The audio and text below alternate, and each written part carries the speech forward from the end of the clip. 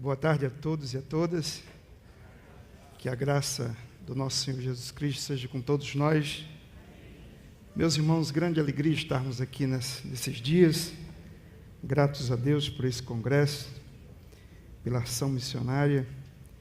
Que Deus use mais esse momento para nos desafiar, nos encorajar, nos abençoar com sua riqueza de graça.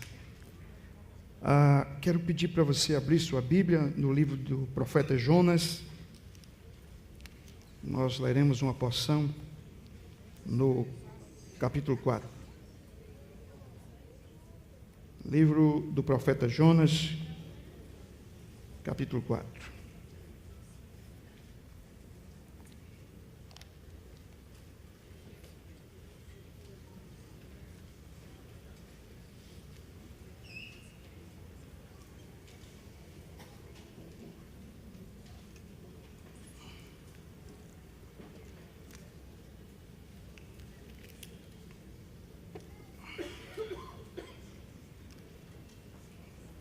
Com atenção, leremos a palavra do Senhor a partir do verso 1. Jonas, porém, ficou extremamente contrariado e furioso. Então orou ao Senhor e disse: Senhor, não foi isso que eu te disse quando ainda estava na minha terra?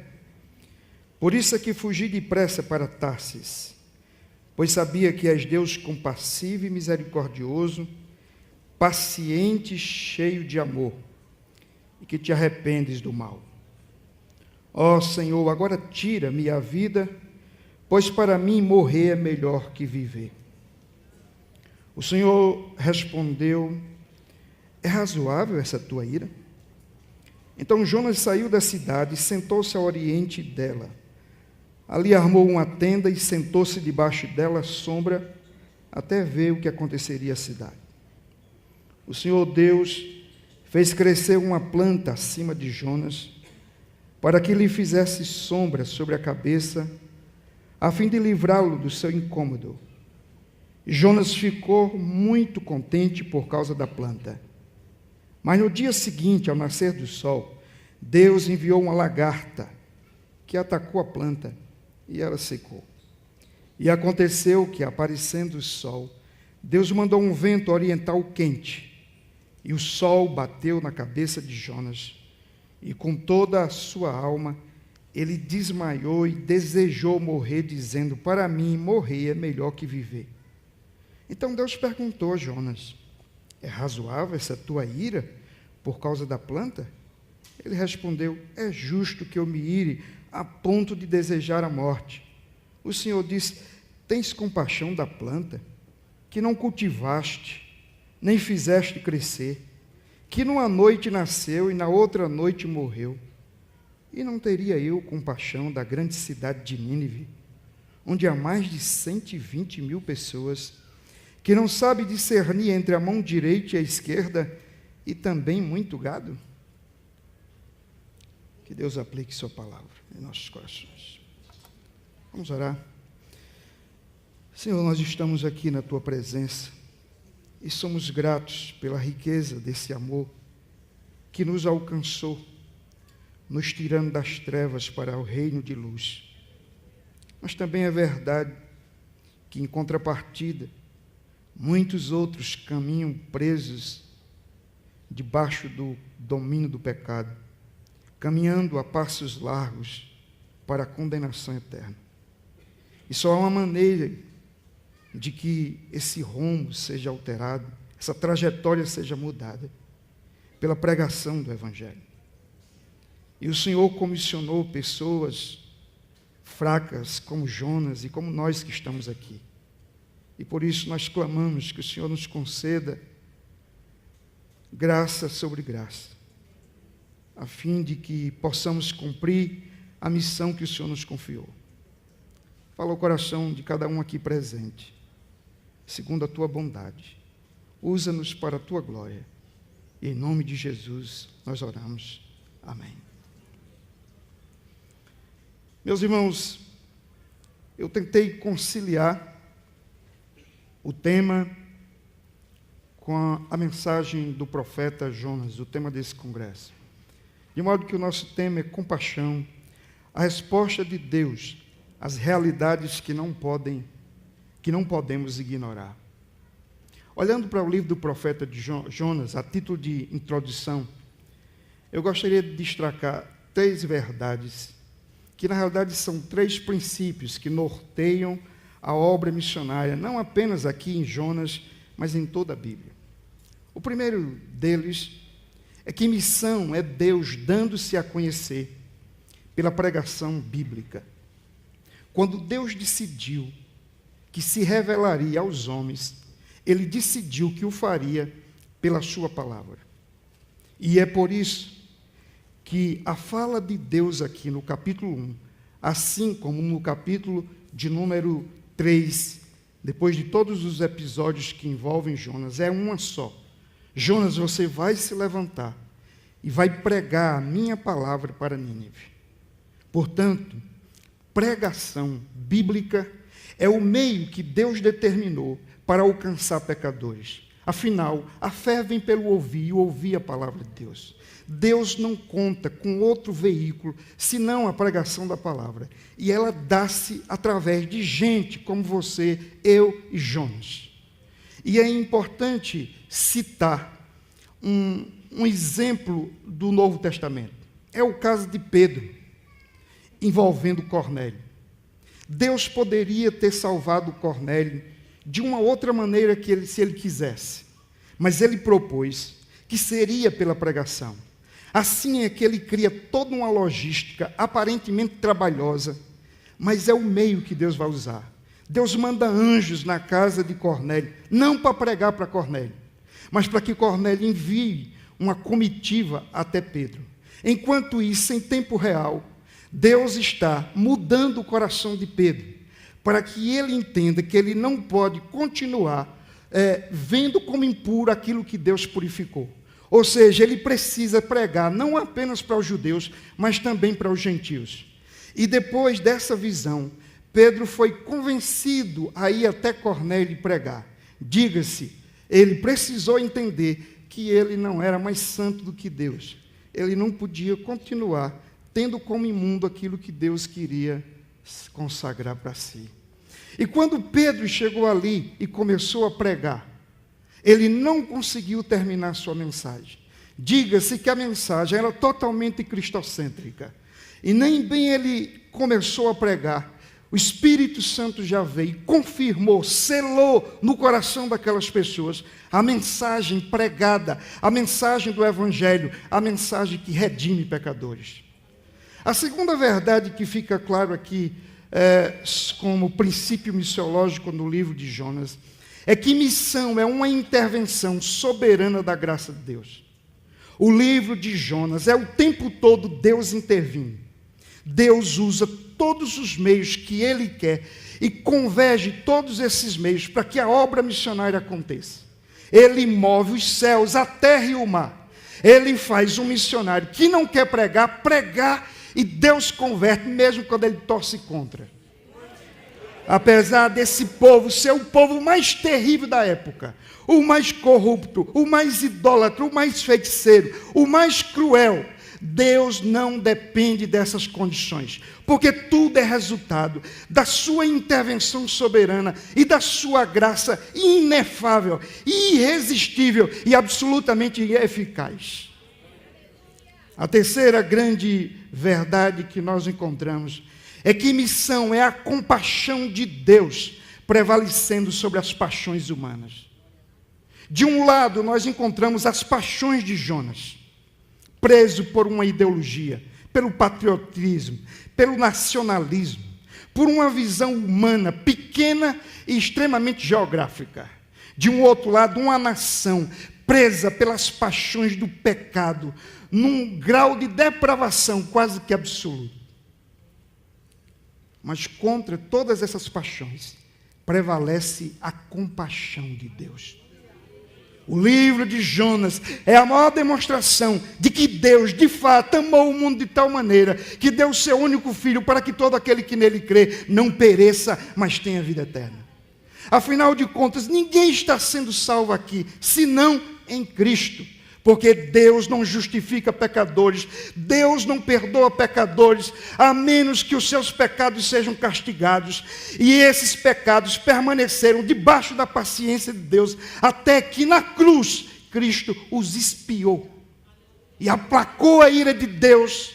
E, portanto, o sacrifício de Cristo é o único meio de salvação. Mas, meus irmãos, quando nós olhamos para esse livro, eu penso que há 4 realidades aqui que nós não podemos ignorar. Primeiro é a realidade teológica. Segunda é a realidade da espiritualidade. Terceira é a realidade da missão. E quarta é a realidade de Deus. Se o tempo me for propício, irei a partir de agora tratar dessas 4 questões nos respectivos capítulos 1, 2, 3 e 4. Então, acompanhe comigo. Nós não podemos ignorar a realidade da nossa teologia. Essa é a primeira questão que eu encontro aqui no livro de Jonas, precisamente no capítulo 1. Há muita gente fazendo teologia no Brasil. E há gente fazendo boa teologia. Mas também há muita teologia que não serve para nada. Porque uma teologia que não serve à missão não é teologia. E o fato é que há teóricos da religião criticando a igreja, mas não faz nada pela noiva de Cristo. Esse tipo de teologia não muda a nossa história. Também há muita gente querendo fazer a obra de Deus, supostamente comissionado, mas que não tem uma mensagem. E não há nada mais trágico do que uma teologia que não produz missão. Mas também não há nada mais angustiante e irrelevante do que uma missão que não tem teologia. No caso de Jonas, ele tem uma boa teologia. A teologia dele é ortodoxa, é irretocável. Eu não diria que ele é um herege, nem diria que ele é um liberal. Ele é um bom teólogo. Os 2 elementos fundamentais da teologia, ele afirma aqui categoricamente. Ele afirma que Deus é o Deus da criação.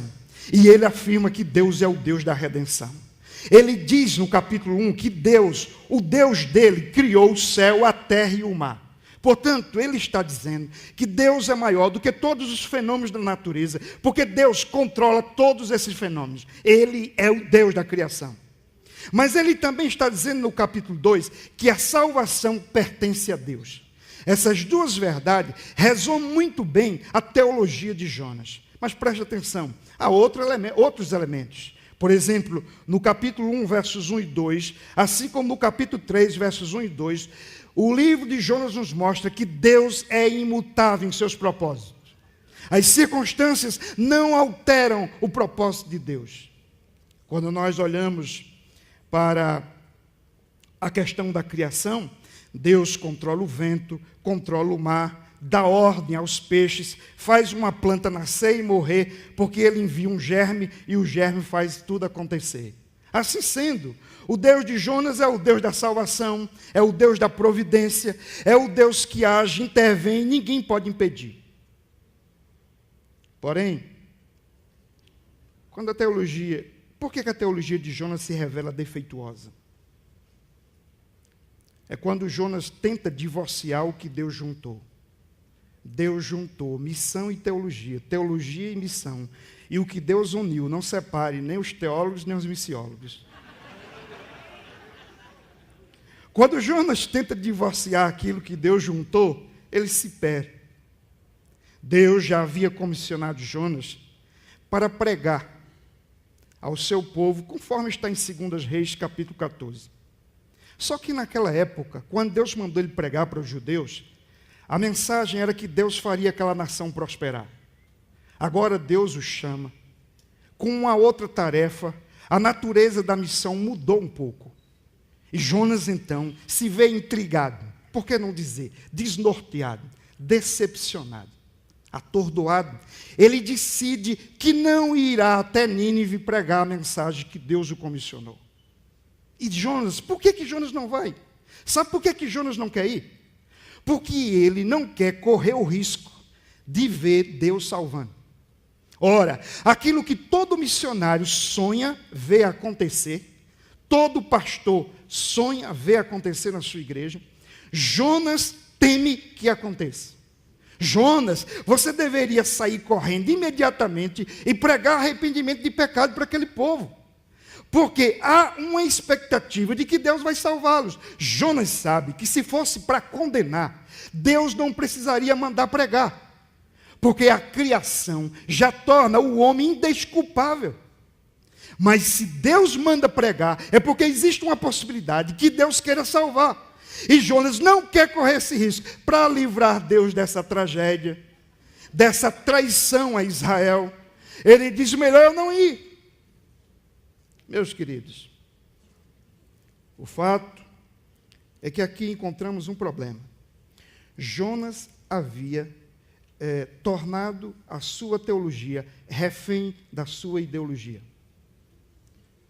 Jonas era um nacionalista, um sujeito patriota.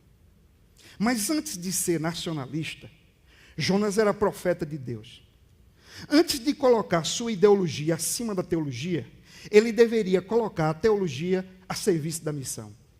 Isso ele não fez. E esse é o pecado maior dele. Presta atenção, nossa teologia não é um fim em si mesmo. Nossa teologia só tem sentido quando ela glorifica Deus e quando ela promove a transformação de vidas.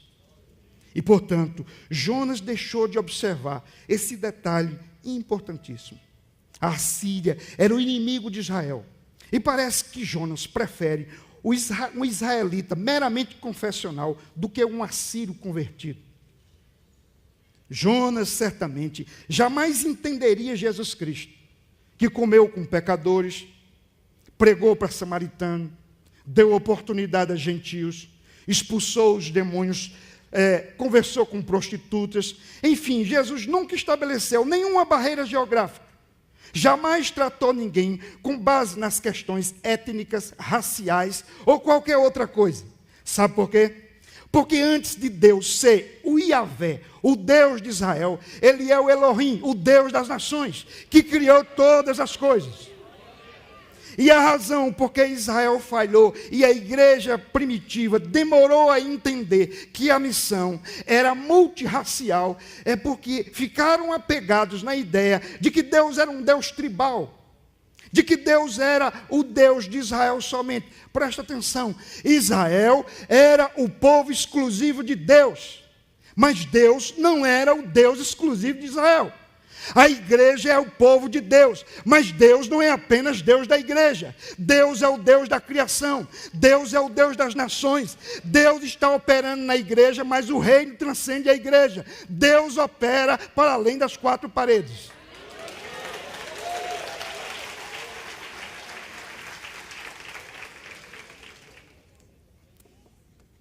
Então, o modo como Jonas enxerga o mundo é bem diferente do modo como Deus enxerga. Jonas olha para os ninivitas e vê que ali tem uma matéria em potencial para se transformar uma nova Sodoma. Deus vai mandar fogo do céu e vai consumir aquele negócio. Deus olha para aquela nação e diz, eu posso convertê-los, eu posso salvá-los. Nós precisamos perguntar, como é que nós estamos olhando para esse país? Com olhar ideológico? O que não falta são guerras. Guerras que têm feito o corpo de Cristo sangrar nessa nação. Luta pelo poder, busca pelo status e pela reputação eclesiástica. Mas uma coisa é certa, se nós olharmos para essa nação com o olhar de Deus, e não com o olhar de teologias mesquinhas ou de ideologias políticas, nós vamos ser um em Cristo Jesus. E nós vamos proclamar o Evangelho nessa nação. E nós vamos ter perspectiva que essa igreja não apenas vai crescer numericamente, mas vai penetrar nesse país e vai ser sal da terra e luz do mundo. Meus queridos, deixe eu colocar o seguinte. todas as vezes que a teologia se transforma em ideologia, ou que ela está a serviço de alguma coisa que não seja a missão, a edificação da igreja, a glória de Deus, ela passa a ser um poço de incoerências, mas também de ironias.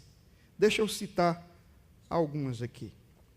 Primeiro, Jonas é um pregador que deseja que as pessoas ouçam e obedeçam sua mensagem, porém ele mesmo se recusa a fazer a vontade de Deus. Jonas relativiza a palavra de Deus, embora ele a pregasse e a defendesse perante Israel, sua inspiração e autoridade. Terceiro, Jonas achou que poderia ser profeta ao mesmo tempo que negava o seu ofício, se colocando acima daquele que o comissionou. Quarto, já que Jonas não quis ouvir a voz de Deus, Deus decidiu falar através de uma tempestade. Quinto, Jonas não queria pregar aos pagãos de Nínive. Deus usou os pagãos do navio para despertá-lo do seu sono. E o fato é que o sono de Jonas é o mesmo sono que aplaca a igreja em muitos momentos e em muitos lugares. Uma igreja que precisa ser despertada pelos pagãos, ela precisa entender que as pedras estão clamando. Sexto, Jonas se recusa a submeter a vida a Deus, mas está disposto a entregá-la à morte. Eu quero morrer. Sétimo, a compaixão que falta ao profeta Jonas pode ser encontrada nos pagãos. Jonas é o Acã do navio. Deveria ser jogado no mar para salvar a toda a tripulação. Mas o fato é que aqueles pagãos relutam. E eles não querem entregar Jonas. Eles só fazem na última hora, porque eles usam de compaixão para um profeta que não tem compaixão. Oitavo, Jonas havia recebido de Deus a convocação para ser uma bênção aos ninivitas. Porém, ao executar o seu plano de fuga, ele atraiu uma tempestade sobre a tripulação daquele navio. Ou seja, uma igreja que abdica da missão, ela é mais um problema para a nação do que uma bênção. Nono, Jonas prega que Deus criou o céu, a terra e o mar, mas na prática ele age como se Deus fosse uma divindade tribal, não permitindo que Deus seja Deus em outros lugares e que Deus salve vidas além das suas fronteiras. Décimo, Jonas não queria pregar aos pagãos de Nínive. Deus usa sua fuga para alcançar os pagãos do navio. O tiro saiu pela culatra. Mais ou menos com Saulo de Tarso, que enquanto perseguia os cristãos, Deus o transformou em perseguido.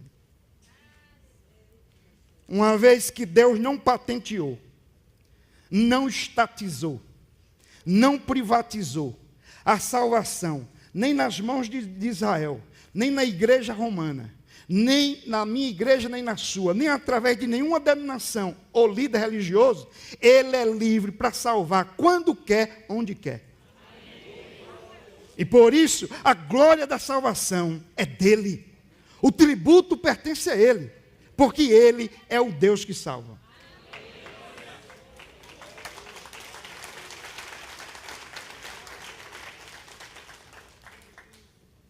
Segunda questão que eu quero trazer é que não podemos ignorar a realidade da nossa espiritualidade. Se é verdade que a teologia de Jonas não serve à missão, também é verdade que não serve à teologia. Porque na medida em que Jonas parece defender sua teologia, ele se esquece de buscar a Deus. Parece que a sua teologia já lhe oferece todas as respostas. Engano dele. Então Jonas não faz duas coisas que de fato são marcas registradas de qualquer espiritualidade bíblica. Primeiro, ele se recusa a obedecer a Deus e a fazer a sua vontade. Jonas é um obstinado.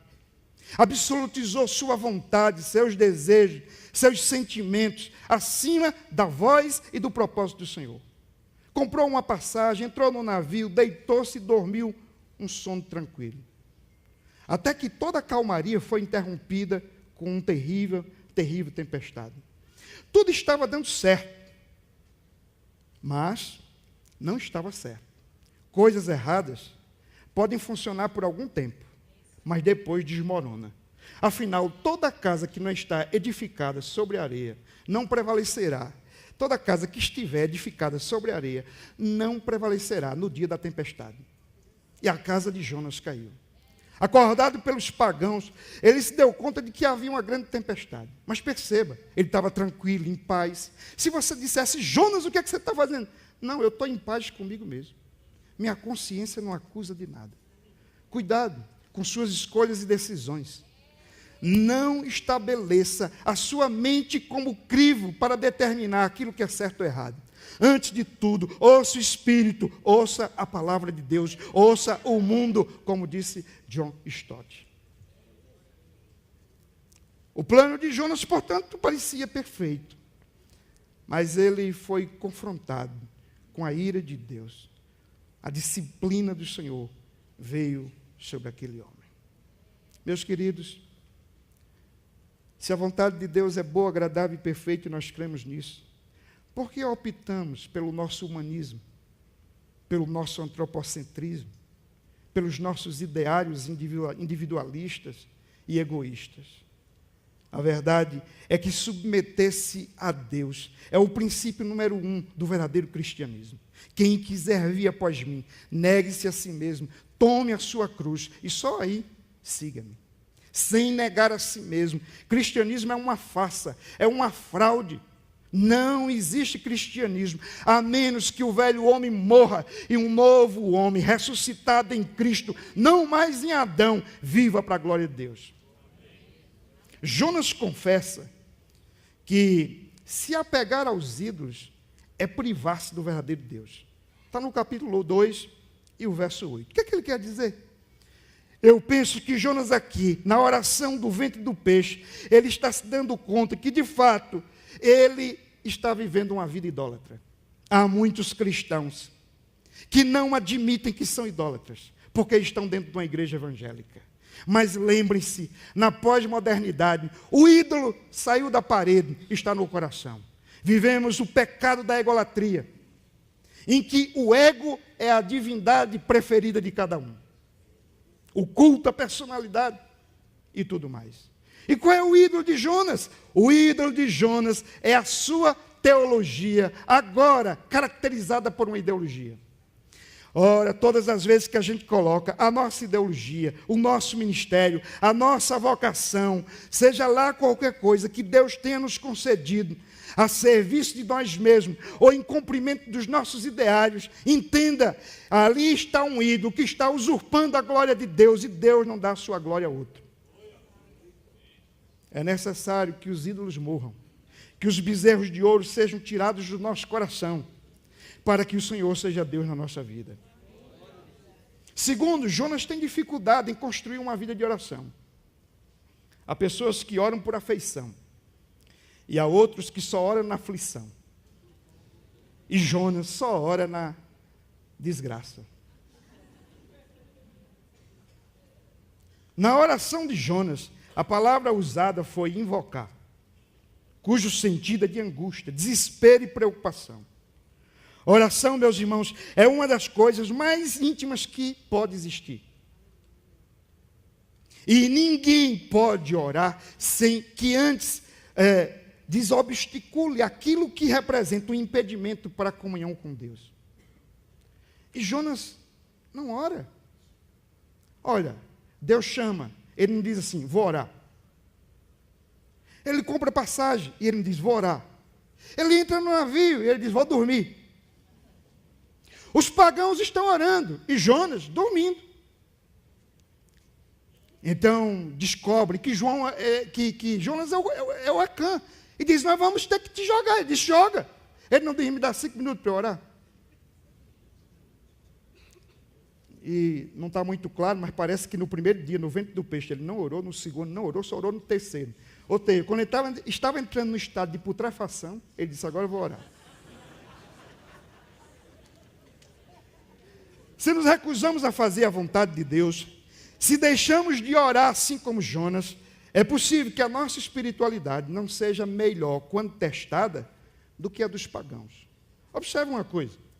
No verso 6 do capítulo 1 desse livro, os pagãos convocam Jonas à oração. E aí diz, levanta-te, clama o teu Deus. É como se ele dissesse, nós já clamamos aos nossos. Eles não resolveram, vamos ver se o teu resolve. É aí que ele diz, o meu Deus criou os céus, a terra e o mar. Os pagãos exortam a Jonas no verso 10. Que é isso que tu fizeste? Tu é maluco, cara. Se o teu Deus criou o céu, a terra e o mar, como é que você tenta fugir dele? Jonas, como Balaão, consegue ser exortado pela os burros dos marinheiros lá, burros teologicamente. O capítulo 1 e o verso 14, os pagãos oram ao Deus de Jonas. Olha a oração. Nós te rogamos, ó Senhor. No verso 16, ainda do capítulo 1, os pagãos se convertem ao Deus de Jonas. Os homens temeram o Senhor com grande temor. Então ofereceram sacrifícios ao Senhor e fizeram votos. Vale salientar, meus irmãos, uma coisa, com base no capítulo 2, verso 4, Jonas jamais seria um desigrejado. Quando ele ora e diz, ó Deus, o que vai ser de mim se eu não puder estar de volta ao seu santo templo? Ele tem sede da presença de Deus e ele ama o templo.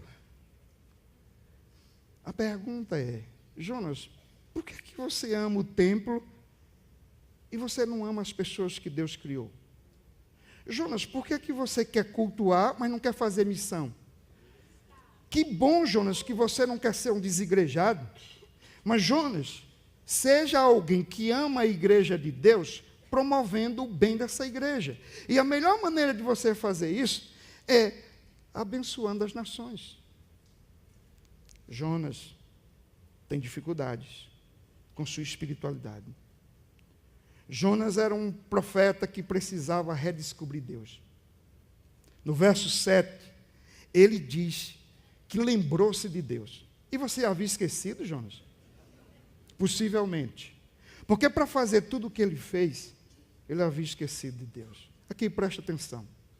Jonas era um profeta, um militante, estava fazendo a obra de Deus. E como aqui só tem líderes, é possível ter muitos Jonas aqui. Ou seja, o que estou dizendo é que às vezes nós estamos fazendo a obra de Deus, mas não significa que estejamos agradando a Deus da obra. Às vezes nós achamos que viver para a obra é viver para Deus. Jonas vivia para a obra, mas ele não estava comprometido com a vontade de Deus. Então, no verso 7, ele diz que lembrou-se do Senhor. E ele diz então, no verso 8, que precisa se despojar dos ídolos. Meus irmãos, o fato é que Deus ouviu a oração de Jonas. Onde é que estava Jonas? Ele disse que estava na sepultura. Aquilo era o fim da vida para ele. Ele estava prestes a morrer. Há até um comentador bíblico que entende que ele morreu e Deus o ressuscitou. O fato é que o Deus que faz com que mortos ouçam a sua voz dos túmulos, Lázaro, vem para fora, e ouviu. Esse mesmo Deus é capaz de ouvir a voz daqueles que, presos em seus túmulos existenciais, conseguem falar com Deus. Não importa qual seja o túmulo no qual você esteja aprisionado, a esperança. O livro de Jonas é um livro de esperança, porque há um Deus que ouve o clamor daqueles que, apesar de rebeldes, fracos e pecadores, Deus, na sua misericórdia, consegue ouvi-los.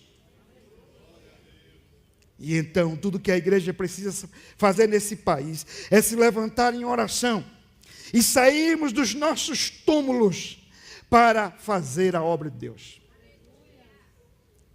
Terceira grande verdade que eu quero destacar é que, se em primeiro lugar não podemos ignorar a teologia como uma realidade que precisa ser tratada de maneira textual e contextual, de maneira bíblica e de maneira contextualizada. se nós não podemos abrir mão da espiritualidade, procurando fazer a vontade de Deus e buscando a Deus numa vida de oração e de devoção, em terceiro lugar, nós não podemos ignorar a realidade da missão no mundo. Eu quero que vocês entendam o seguinte: repensar a missão da igreja a partir das realidades ignoradas é indispensável a fim de evitarmos o erro de Jonas. Realidades que não podem ser ignoradas. Para Jonas, Nínive era uma realidade a ser ignorada. Jonas era tribal.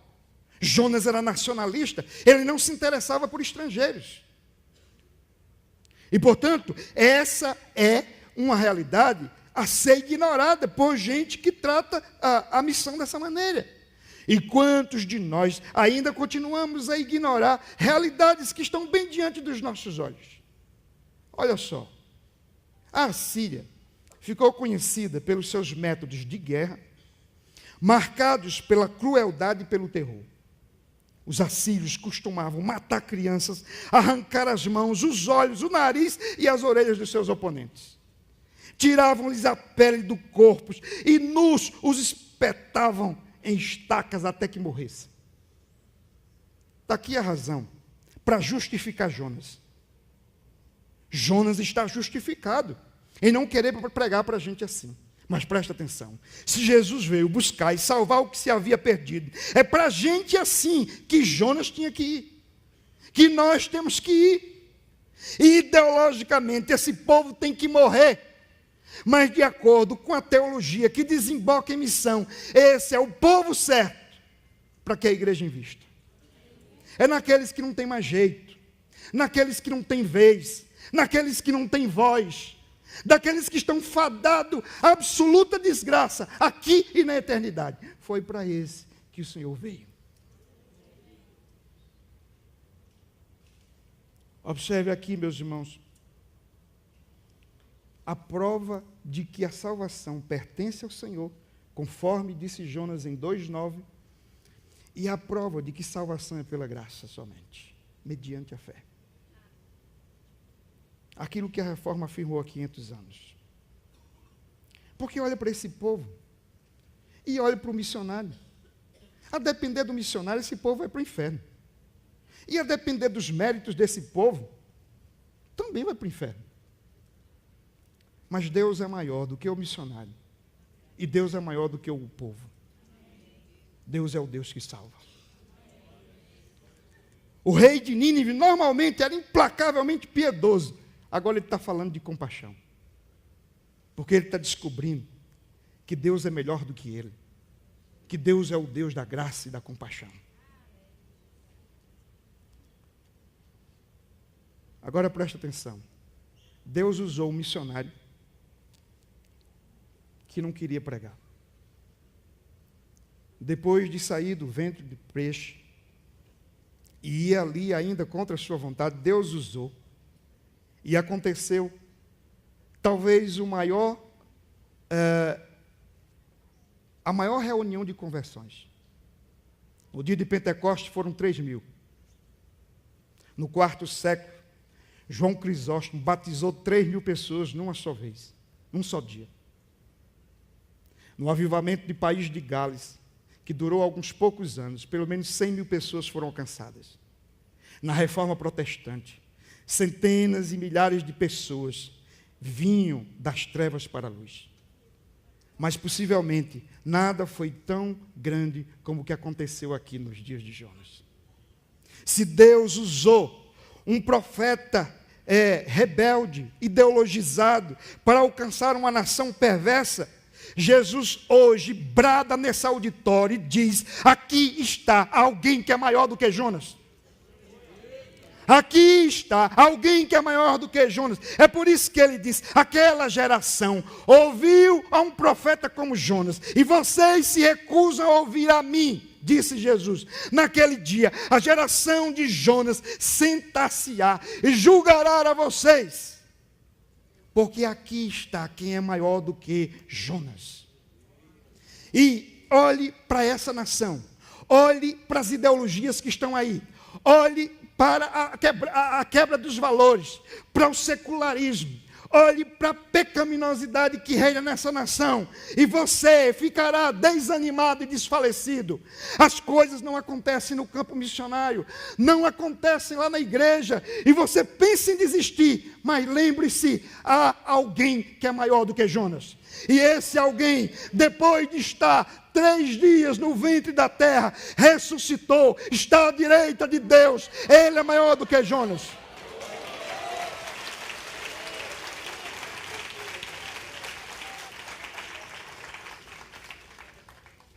Nós precisamos pensar as realidades a partir de tudo que estamos vivendo. A pergunta é: onde estão os Jonas que Deus vai levantar?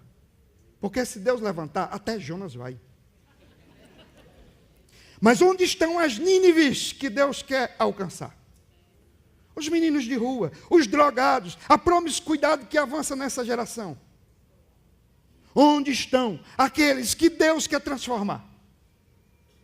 Eles estão diante de nós. E nós precisamos clamar, porque nós estamos cansados. Precisamos de novos políticos que temam a Deus, que tenham ética e políticas sociais justas. Precisamos de tribunais que sejam justos e imparciais. Precisamos de acadêmicos que ensinem nas universidades. Precisamos de cientistas que acreditem no criacionismo.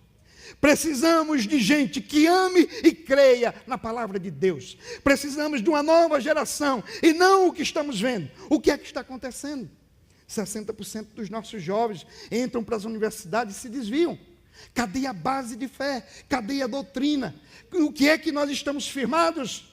Areias movediças, ventos de doutrinas pairam sobre a igreja. Uma igreja centrada no seu próprio ego. Uma igreja mística. Uma igreja sincretizada, uma igreja mercantilista, uma igreja mercenária, lideradas por mercenários. Nós precisamos clamar que Deus nos faça redescobrir o Evangelho, a missão, e sobretudo redescobrir o Deus da Bíblia, porque o que se prega em muitos lugares é um ídolo, e Deus não pode ser apequenado. Deus é o Todo-Poderoso. Deus está nos dizendo que nós devemos simplesmente pregar essa nação. Deus fala a esse congresso e diz que não importa quão pecador e corrupta seja essa geração, se cremos que Deus é soberanamente livre para distribuir a sua graça, e se cremos que o Evangelho é o poder de Deus, então devemos pregar a tempo e fora de tempo. Devemos pregar e discipular, a fim de que Deus mude essa geração. O verso 10 diz que Deus se arrependeu. Entenda, por se arrependeu, é que Deus, na sua compaixão, Ele sempre lembra-se, na sua ira se lembra da misericórdia. Quando você olhar para essa palavra, Deus se arrependeu, lembre-se, na sua ira, Deus se lembra da sua misericórdia. E se você olhar, quem se arrependeu não foi Deus. Quem se arrependeu foram os ninivitas. E toda vez que a gente se arrepende, Deus revoga a sentença. Deus revoga a sentença. Quarto e último lugar.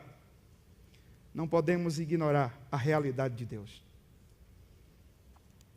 3 coisas que traz esperança quanto ao bom êxito da evangelização. Nesse capítulo 4, Deus mostra quem Ele é. E quando Deus se revela, Deus mostra que Ele é melhor do que nós. Ele é melhor do que Jonas. Faço questão de ler capítulo 4.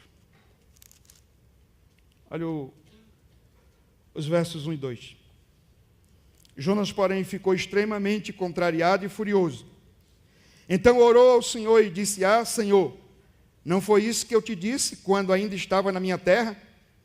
Por isso é que eu fugi depressa para Tarsis, pois sabia que és Deus compassivo e misericordioso, paciente e cheio de amor, e que te arrependes do mal. Jonas está moado agora.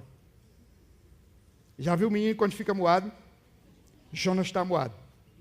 chateado, com raiva, ressentido, pior do que Caim, que não admitia que Deus podia abençoar Abel mais do que a ele, mais do que Saul, que não admitia que Deus podia abençoar a Davi mais do que a si próprio, mais do que os irmãos de José, que não admitia que o seu pai amasse a José mais do que a eles, e mais do que o irmão mais velho do filho pródigo, que em vez de se alegrar com a volta do irmão, ficou com raiva, ficou emburrado. Deixa eu dizer uma coisa. Sabe o que é que Jonas está dizendo aqui? Deus, eu não disse que eu tinha razão. Está vendo? Bem que eu não queria vir. Olha a tragédia aí. Esse povo vai se converter. Jonas já viu que o fogo não caiu no dia seguinte. Veio o segundo, o terceiro dia. O prazo era 40 dias. Disse, pronto, a desgraça está feita. E sabe o que é que Jonas está dizendo? Ele olha para os atributos de Deus, ele não diz, o Senhor tem uma falha de caráter. O Senhor não pode ver um pecador arrependido que o Senhor já fica todo derretido. Jonas, se lembre, Jonas, que Deus fez isso com você. No ventre do peixe você orou e Deus ouviu. Você pode ter o direito de se arrepender, os ninivitas não, Jonas? Por que você acha que o seu pecado é menor do que os deles? Só porque você é judeu, tem sangue de Abraão nas veias? Não, Jonas, você também é filho de Adão. Você é pecador. O fato, meus irmãos, é que, ironicamente, Jonas mostra, ao citar os atributos de Deus, inúmeros atributos aqui, pelo menos 5 atributos, nesse verso 2, que Deus é melhor do que ele. Mas Jonas insiste. É Deus que tem que se converter a Jonas e não Jonas a Deus. Porque Jonas acha que no final ele que está certo. Então, nós precisamos olhar para a verdade, a realidade de Deus e entender que Deus é muito melhor do que nós. Outra coisa, Ele sabe fazer melhor do que a gente. E Ele é poderoso para fazer. Segunda questão que eu quero destacar, nesse voltar-se para Deus, é que Deus, Ele mostra quem somos. Enquanto Jonas quer mostrar que Deus está errado, Deus vai mostrar quem é que está errado. Deus faz uma pergunta para Jonas que desmonta ele todinho. É razoável essa tua ira? Você não acha que é uma desproporcionalidade, não? Essa planta nasceu ontem, já morreu, você nem criou vínculo afetivo. Você não contratou uma empresa de irrigação, você não plantou, você não fez nada. Essa planta nasceu ontem, já morreu, e você trata como se fosse um filho de estimação. Ah, Jonas, está tudo errado. É razoável essa tua ira? Essa pergunta Deus fez para Caim. Razoáveis as nossas murmurações? São razoáveis as nossas razões? Há uma desproporcionalidade, Jonas. Aquilo que você devota afeto e aquilo que você devota ódio, está errado. Muitos de nós já não sofremos mais em ver pessoas sofrendo. Sofremos com o time de futebol, quando perde, e aí eu vou ficar com muita pena da torcida do Corinthians, quando perdeu um título, pensou que estava ganho.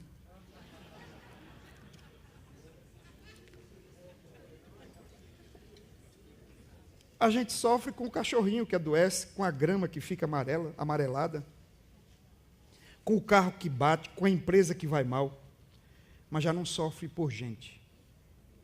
Eu acho que é por isso que no final Deus faz um apelo. Eu não hei de ter misericórdia dessa cidade que tem 120 mil pessoas e também tem gado. Quem sabe Jonas ame o gado. E olha que eu não tenho nem a notícia. Esse negócio de Jonas com planta aqui, etc. E a gente deve cuidar do meio ambiente. Mas eu não tenho nem a notícia que Jonas fazia parte do Partido Verde de Israel. Mas ele está defendendo plantas ali e tudo mais, mas ele não consegue amar essas pessoas. O fato, meus irmãos, é que nós precisamos ver o mundo como Deus vê e amar o mundo como Deus ama. E essa é a questão final. É o terceiro apelo Deus mostra quem devemos ser. Deus disse: Jonas, eu amo essas pessoas. Você não acha que é você que tem que se converter a mim? Você não deveria amar essas pessoas como eu amo? Não é eu de ter compaixão dessa gente, Jonas? Ah, Jonas, você ainda não entendeu que obedecer é melhor do que sacrificar, e que misericórdia quer e não sacrifício. Jonas deveria entender que sua intolerância religiosa não produziu nada. Jonas deveria entender que a verdade só tem sentido quando acompanhada com amor. Aqueles que ficam brigando na internet por questões ideológicas ou por questões teológicas deveriam amar um pouco mais. Deveria estender a mão para aqueles que sofrem. E assim a vida teria um sentido diferenciado. Meus queridos, o livro de Jonas termina com uma pergunta não respondida. Todo mundo enfatiza isso como uma questão que nos chama a atenção. Eu vou ousar dizer que essa resposta está dada aqui no livro. Preste atenção. Ninguém mais testemunhou desse acontecimento. O germe, a planta, os ninivitas, o peixe, os marinheiros, o vento. Todas essas coisas aí participam de tudo isso, mas não acompanham todos os momentos. Então, quem escreveu esse livro? Quem escreveu foi Jonas. Convenhamos, ninguém escreve a sua história para os outros passar a vida toda falando mal dele, como a gente está fazendo aqui nessa manhã. Ninguém conta uma história dessa natureza se não tiver arrependido. É por isso que o povo aí fora diz que nós somos os ex-drogado, ex-prostituta, ex não sei o quê. Mas veja, você só fala isso depois que se converte. Aí você pega o microfone, vai diante de uma plateia e conta tudo em detalhes. Por quê? Porque depois que você se arrepende, você não tem vergonha de contar a sua história. O que eu quero dizer é que eu acredito que Jonas se arrependeu de tudo isso. E por isso ele contou essa história. Então, qual é a resposta de Jonas para essa história? É a resposta do arrependimento. Qual é a resposta que a igreja precisa dar para as nossas histórias que ainda não podem ser contadas, estão ocultas? Só podem ser contadas depois de ser confessadas, abandonadas. Nós só podemos contar essas coisas depois que estivermos humilhados e arrependidos. Aí a gente vai publicizar, porque sabe que está debaixo do sangue de Cristo. Meus irmãos, o livro de Jonas nos mostra que é mais trabalhoso converter uma cidade inteira de pecadores do que converter uma igreja à missão. Como foi trabalhoso, humanamente falando, convencer Jonas a ir ali. Mas bastou Deus pregar, e já tinha até boi jejuando, rei ajoelhado e prostrado. Mas eu concluo com uma palavra de esperança. O Deus que dobrou a nação dos ninivitas, dobrou Jonas. O Deus que converte os pecadores, também converte a sua igreja. Que Deus nos reevangelize. Que Deus nos traga de volta para as Escrituras, como bradou há 500 anos atrás Martinho Lutero. Só a Escritura, só Cristo, só graça, só a fé e só a Deus a glória. Se nós caminharmos na certeza de que Deus é Deus e de que tudo o que nós temos que fazer, como disse Lutero a Erasmo, é deixar Deus ser Deus, submetermos a Ele e buscar a sua face, Deus levantará uma igreja viva e missionária, e o nome dele será glorificado, porque essa igreja será sal da terra e luz do mundo. Que Deus nos abençoe, que Deus abençoe a obra missionária nesse país.